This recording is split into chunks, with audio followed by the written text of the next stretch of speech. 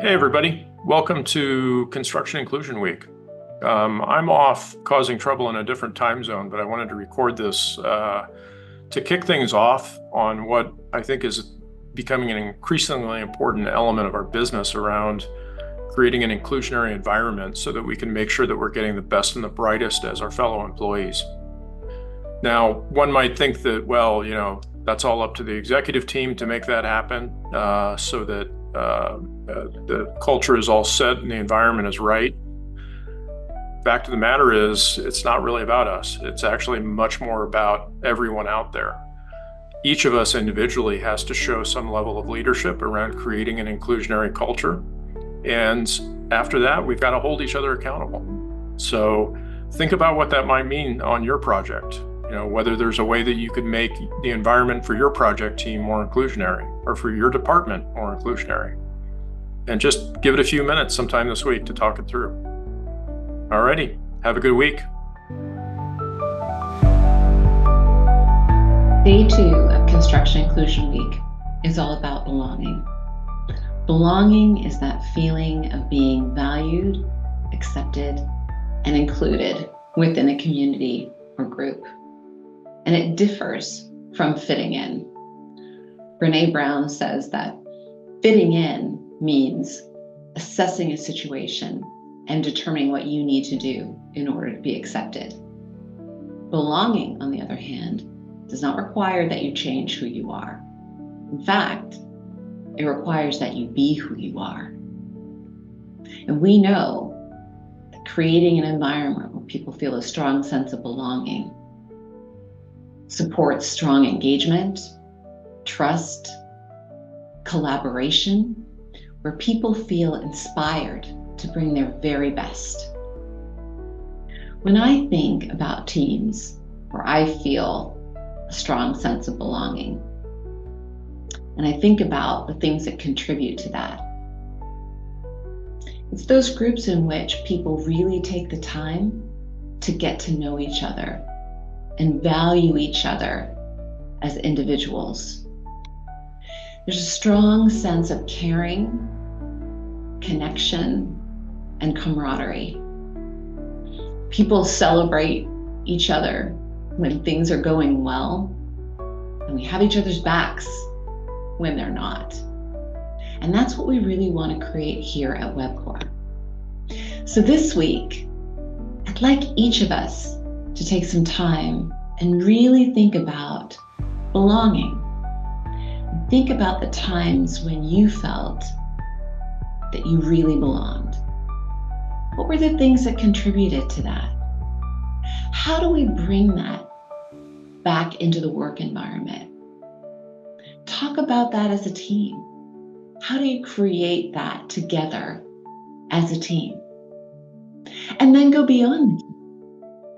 What are the things that we can and should be doing as a company at Webcor to create that culture, that feeling of a strong sense of belonging?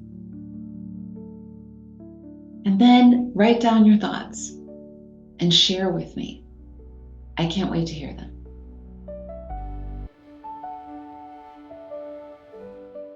Today, I'm speaking on behalf of the Construction Inclusion Week. My topic of focus is supplier diversity. And what I'm going to address today is what it means to me, why it is important for the company, and how can we all lean in a little bit. I want to start by acknowledging the fact that when our teams are working with small businesses, diverse businesses, what we call XPEs, those things are not easy. In fact, it's very hard. They put a lot of strain on our teams, our project teams, to manage these diverse suppliers. There's financial strains that come with them. Just some jobs do struggle with having these type of businesses involved. But I think we need to step back and look at the why behind it. My first why is that these businesses need to stand up.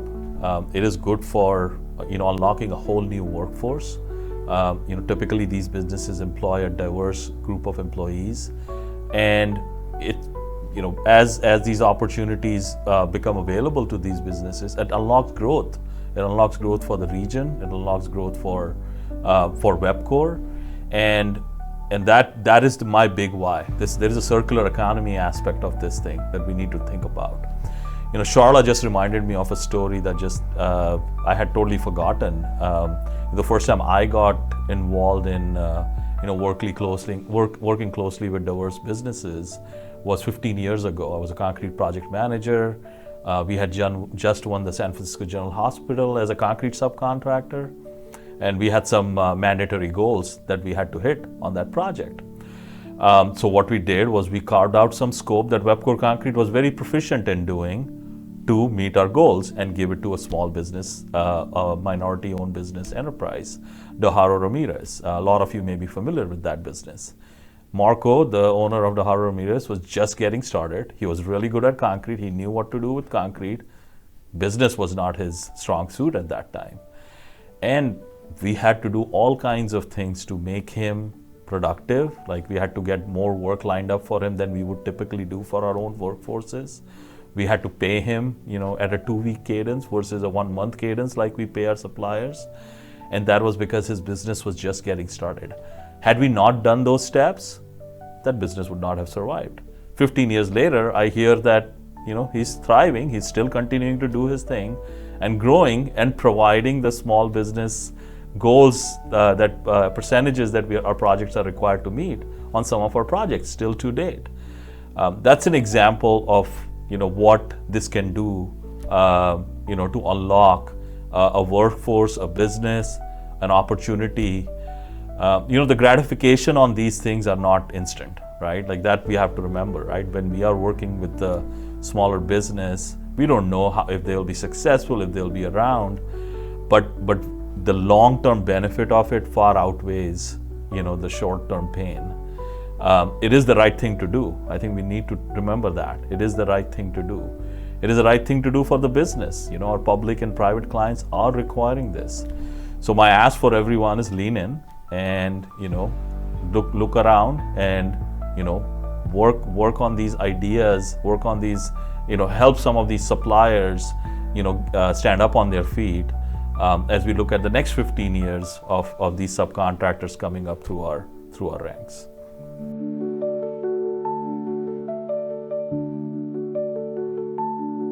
So one important element of Construction Inclusion Week from my perspective and from our perspective at Webcor is our culture.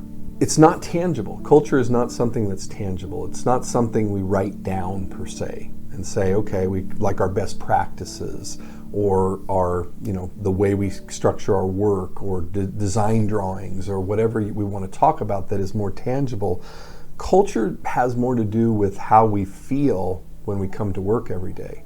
And what is, we have cultures in our personal lives, we have cultures in our families, we have cultures in various countries around the world, but we definitely have a culture here at Webcor. And, we hear a lot about how people bleed green here at Webcor. And what does that mean, right? And I think that, part of that is that within our culture here, we're builders. And we build really cool things, and we're all part of building that in our own way.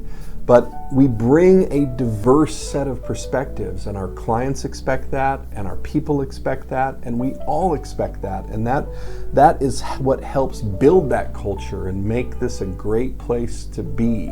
And it's how that things feel to work here at Webcor. So I think culture is a big part of this Construction Inclusion Week that we're talking about this week as well, because it's that unseen foundation that people rely upon that really make us want to be part of this team and part of this group and want to bring our unique perspectives to things here with this company.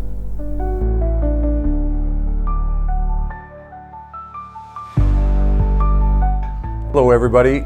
Day 5 of Construction Inclusion Week is about community and more specifically workforce development.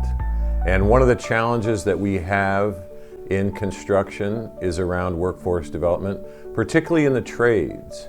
And how do we attract more women and people of color into the trades? And I think it's a two-pronged problem that we have been working on. One is marketing and getting people to want to go into the trades. And then the secondly is really about inclusion. Once they decide that they want to be in the trades, how do we make them feel included? And I think our digester site is a real victory for Webcor and for our industry, where through Tyrone Evans, we've been able to attract people from the local community that want to be in construction and want to be on the project. And then we've done something that we've never done before in terms of inclusion. We have asked Alberto Vasquez, one of our craft foremen, to make it his priority that people from the community who join our team are included. And you can think about the challenge if you are a local community member, you come onto the site and at lunchtime, everyone is speaking Spanish and you're not included. So both Tyrone and Alberto have moved the needle for us, and now our challenge is to broaden it to other sites. The unions are part of it. They're spending a lot of money on the marketing side, but we as contractors have a responsibility to provide the training and be aware of the challenges and what it takes to make somebody feel included. So I'm excited about this week and the focus that we have on getting more members of the community onto our team.